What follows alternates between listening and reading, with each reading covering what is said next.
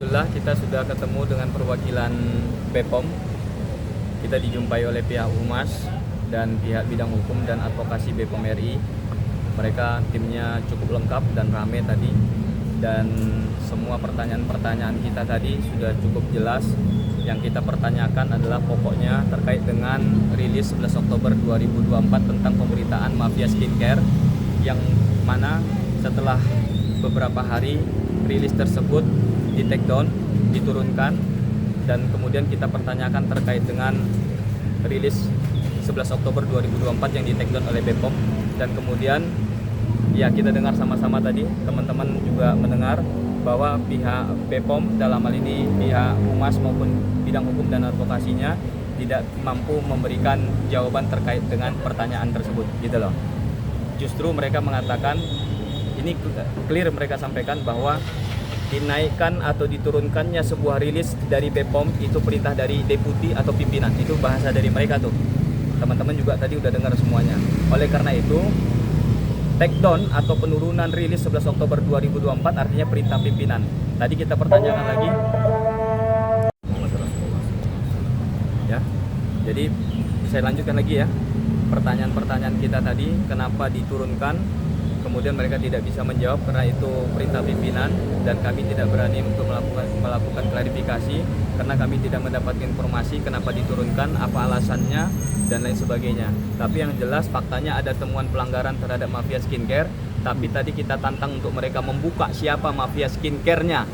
BPOM saya tantang kan untuk buka-bukaan siapa mafia skincare-nya. Sebutkan nama perusahaannya, PT-nya apa, kemudian orangnya siapa, kemudian produk-produknya apa. Nah, ini yang tidak mampu dijelaskan by data, by fakta, baik dari humasnya maupun dari bidang hukum dan advokasinya. Artinya hari ini kita tidak mendapatkan jawaban lagi. Ini hari kedua ya kita datang ke BPOM, dan tadi saya minta kira-kira kapan pihak BPOM dengan tim lengkap, dengan fakta dan bukti-bukti mereka untuk memberikan jawaban yang clear, paripurna kepada kita. Kita minta jadwal tadi kan, tapi mereka ya tunggu perintah pimpinan gitu loh. Karena kami sudah bersurat kemarin tanggal 23 Juni 2026, maka satu minggunya itu hari Senin.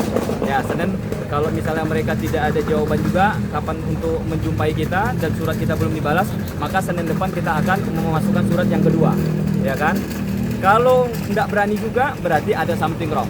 Ada sesuatu yang ditutup-tutupi menurut kita, dan ini hak publik untuk mengetahui kenapa dan apa yang terjadi terhadap rilis 11 Oktober 2024 terhadap pemberitaan mafia skincare. Karena ini lagi-lagi untuk bagaimana masyarakat kita dilindungi. Jangan sampai ada mafia skincare beredar dengan produk-produk abal-abal tapi ya kan tidak disebut dengan jelas, dan ini bisa jadi fitnah, bisa jadi ada dusta di antara kita.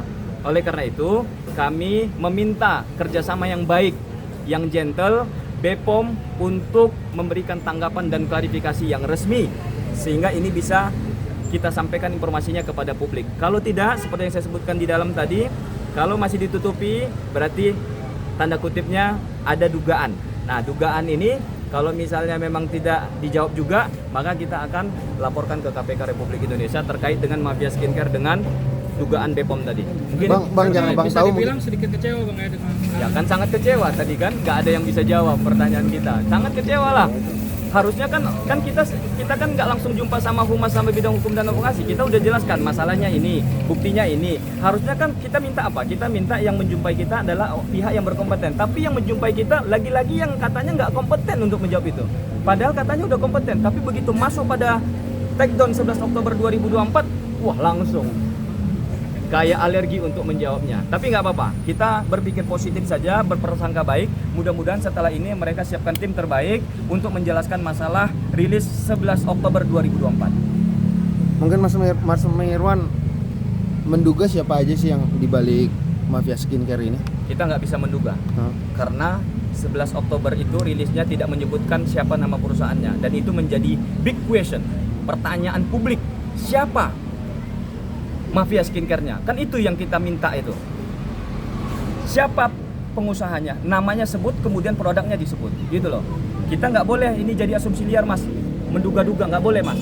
Hukum itu harus didasarkan pada dua alat bukti permulaan yang cukup. Maka kita minta kepada BPOM yang sudah melakukan investigasi dan ditemukan pelanggaran sistemik katanya, tapi tidak diumumkan siapa perusahaannya, nama orangnya siapa, produknya apa, kan itu yang jadi masalah. Sehingga ini kan kita jadi menduga-duga. Kalau Mas bertanya siapa yang indikasinya siapa, Mas duganya siapa, nggak bisa kita jawab.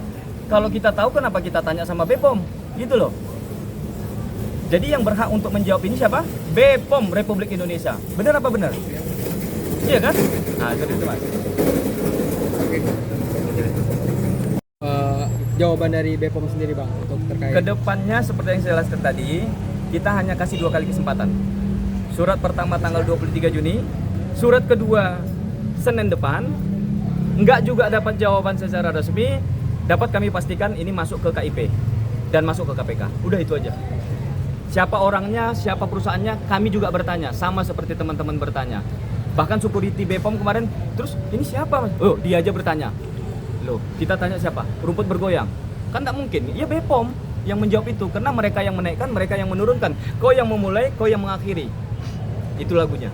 Ya kan? Jangan ada dusta di antara kita. Seru nggak? Oke. Ya.